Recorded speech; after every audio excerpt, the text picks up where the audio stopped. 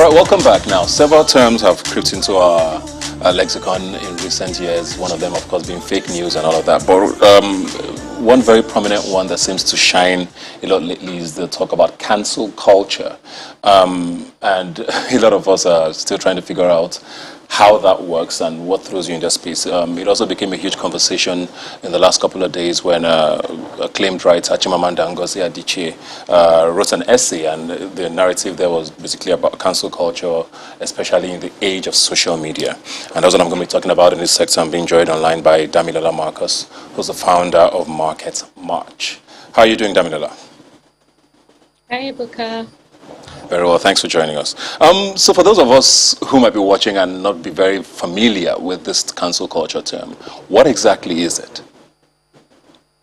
I think it means so many different things to different people, but I think it's currently seen as the atmosphere where there's a lot of calling out happening that can influence people's careers, their livelihoods, ruin their reputations when they do a perceived wrong. It's a kind of accountability atmosphere that we have currently now, thanks to social media and all of those things that allow many people access to the same conversation at the same time. Yeah. So I guess the question now is it a good thing? Because there's always arguments for and against it, where people say, okay, I mean, there are certain people who do really grave things and deserve, for want of a better word, to be cancelled. But there's also situations where we've seen people being cancelled, and it turns out that maybe they were wrongly accused or whatever the case is. Is it a good thing, you think? Okay, so it's kind of like mob justice. In a way, it's mob justice evolved. It in itself can be good and it can also be bad. I think people have always wanted to speak truth to power, to be able to stand up for themselves. I mean, a celebrity who has the power to harass or assault people, there needs to be some way that the general public can hold such a person accountable. So in a way, it's a good thing because it allows a bit more balance of power between the people and people who have fame. However, just like how mob justice is simply insufficient form of justice, cancel culture as well is insufficient for the same pitfalls that we have with mob justice. Many people today don't feel like the current systems afford them the kind of justice they need. So it's a tricky one because this has an opportunity to make people feel vindicated, feel seen. But it also has the downsides where, like you said, either people are wrongly accused or things like that. And it also adds the layer of who determines what accountability looks like, who determines what wrong or right looks like. Are we still being controlled by those who have always had the power to? I guess those are really the big issues with it. Who is determining what right or wrong is? Who is controlling the narrative? I think that's the biggest thing with cancel culture Yeah. today. And I agree with you because a lot of the arguments against cancel culture has always said who determines, what the benchmark here is. And I think former U.S. President Obama did have an interview recently where he also talked extensively about cancel culture and spoke very vehemently against it. Especially from the fact that, there are people who make one error. I mean, we all have pasts. People dig up tweets, for example, from 10, 15 years ago and use that as a tool to cancel people a whole decade later, people who might have evolved. And I guess his case was, why not give people a second chance, why are we in a space now where that is no longer existing? Is it a case of, social media seems, where a lot of people say, it's like a drug now, where you cancel someone once and you feel the rush, like you feel like you've done something and you want to continue doing that. Is there an end to this even? I think because social media is ultimately, in many ways, entertainment, it's also a way to let out a lot of pent-up energy.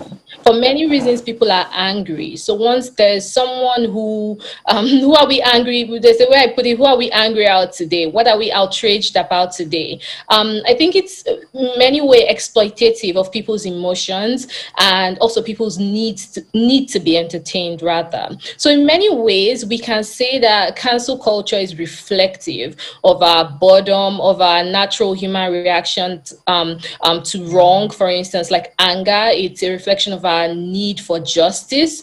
However, I think it's important to have conversations around those boundaries that make it permissible to be able to say, okay, this person is actually deserving of canceling. And something else they will tell you is because there's not been any massive case of a massive celebrity going from grace to grass, so therefore cancel culture doesn't exist. I think that's a bit disingenuous, because the uncertainty of what happens when you're faced with thousands and sometimes millions of people coming at you, the uncertainty of what that means for you, your life, your sense of safety, your sense of security, all of those things contribute to a very strong atmosphere of fear, where it's not even only just the celebrities or the politicians who are afraid, it's everyday people who don't want to even have a taste of that experience. So we're almost out of time, but I guess my question now is, there are people who believe that cancel culture is here to stay, because the way social media works, it's the voice of the people, and as long as you give a free space for people to have conversations, you really can't take that back anymore. So my question is, what does the ideal situation of cancel culture look like to you? I mean, we're seeing cases of what people now call doxing, where someone gets cancelled, and before you know it, the person's address, the person's phone number, and the person's place of work is put out online without, and these are things that are supposed to be private information. Where do you draw the line in an ideal case of cancel culture, if there is?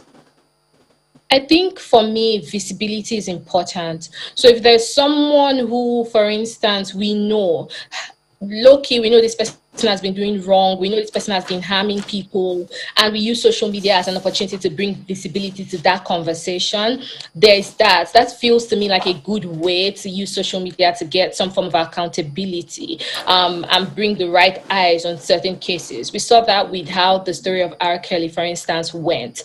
I think we also need to have honest conversations around the difference between actual speech or actual conversations that are hateful, that are harmful, versus things that are uncomfortable. That's very important. Because something is uncomfortable or because something is offensive to you does not make it hate speech. So that's very important. And I think it's also important for the academics, especially those in the humanities, to speak on social media in a way that is very accessible to everybody. I mean, words and the meaning of words are changing rapidly, and whoever controls language controls perception. Every day, words are changing. Violence, for instance, the meaning of that word has changed, and that makes it harder to have honest conversations with people, because we're not even walking on the same landscape. We don't know what the words you're using even mean. So the responsibility of those who have large followings, who have their blue checks,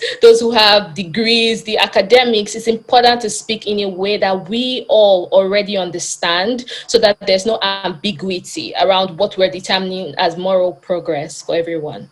Thank you very much, Damilola. Hopefully things start looking up with regards to whatever this cancel culture is. And thanks for joining us today. Okay. Thank you so much. And thank you very much for joining us on the show today. Hopefully by this time next Sunday, we would not be complaining about Twitter still being cancelled here in Nigeria. Free speech is very important to every one of us, and we hope that the government listens. Have a good day. I'll see you next Sunday.